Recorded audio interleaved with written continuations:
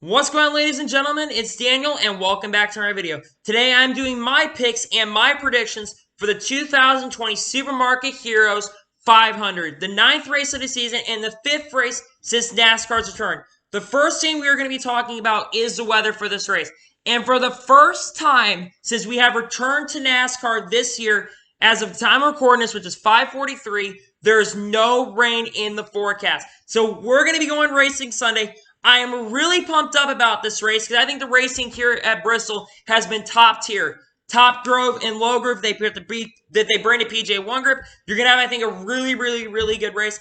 I think the race is going to be one of the best we have seen at Bristol in a long time, especially since we're bringing the short track package back here. Only the second time we have ran this short track package this year. I am extremely excited for this race. I think most fans should be excited about this one too because Bristol is one of the best tracks on the Cup Series schedule. But now, let's get into my picks for the Supermarket Heroes 500. So, I usually do, how I do this for any of the new fans, I usually do it similar to the NASCAR Weekly Podcast. I do a suck pick, a underdog pick, and I do a winner pick for this race. My suck pick for the Supermarket Heroes 500 is actually going to be Martin Truex Jr. Martin Truex Jr.'s stats at this racetrack have not been that great. He's only gotten 2 top 5s and 3 top 10s since making his debut here, and he's ran about 20 or 22 races. Can't remember exactly. But Martin Truex Jr. has ran around 22 races at this racetrack, and his luck at this racetrack has not been that great.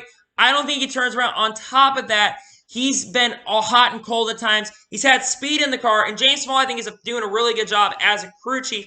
They just seem they've been having a lot of bad luck and a lot of bad breaks not coming their way.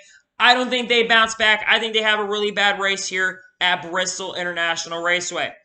Now we get to the underdog, and I think a lot of you people are going to be excited about this. My underdog pick for this race is actually going to be the guy who I picked to suck. This is the first race that I think this guy has a really good shot to get a good finish in because he's driving in a similar package to what he ran before he kind of was going to retire, and then he came back in 2018. My underdog pick is going to be Matt Kenseth. I think Matt Kenseth is actually going to get a top 5 finish in this race. I don't think he's going to win the race. I think he definitely will be contending throughout the day because that, and also they're going to have the notes from the last time we ran here. And the 42 team is always really fast at this racetrack. They were up front last year most of the day, and I still think there's a really good chance that they will go out there and get a really good finish. I think a top 5 is definitely not out of the question, and I think they have a really strong day in the Supermarkets Heroes 500. And now we get into the big pick, my winner pick for this race. My winner pick has kind of had a struggling start to the 2020 season. He's only scored 4 top 5s and 4 top 10s. That's still pretty good. But for this guy, it has been shocking to see that this guy's only led 14 laps this year. However, I think his luck turns around after kind of being involved with some controversy with Chase Elliott and also having an issue with getting some contact late in the Charlotte Osco Uniforms 500.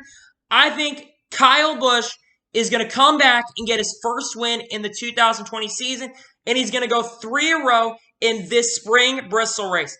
Kyle Busch is one of the best drivers at Bristol International Speedway. He scored 8 victories here. I think he's 2nd or 3rd all-time on the wins list at Bristol International Speedway. I think he scores his 9th win. This is one of the best tracks, and also this is a driver's track. So you're going to have to be really talented to be good at this racetrack. So he's going to definitely have some contenders like Kurt Busch, Chase Elliott, even Matt DiBenedetto and Matt Kenseth. I think will be contending throughout the day against him.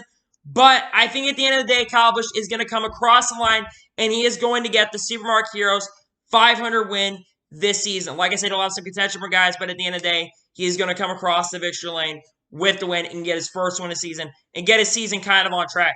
Crazy to not see that Kyle Busch does not have a win at this point. It's kind of crazy. Like, Kyle Busch has usually had a win way before the 8th race of the season.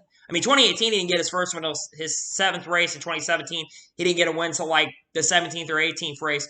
But I think he finally gets this season rolling, and I think he picks it up. Because the Joe Gibbs cars have kind of been off this year. I think he gets a turnaround in this race. So, yeah, those are my picks for the Supermarket Heroes 500. So, anyway, I want to thank you guys for watching today's video. Please like and subscribe to the channel. turn notifications on so you can be notified when a video does go live on my channel. We are getting really, really close to 200 subscribers, and if you enjoyed today's video, please like and subscribe to the channel. Follow me on all my social medias, Twitter, Facebook, Instagram. Links in the description below for that. And comment who you think is going to win, who you think is going to suck, and who you think your dark horse / underdog is going to be for this race. So anyway, like I said, I want to thank you guys for watching today's video, and I will see you guys next time. Take care, everybody.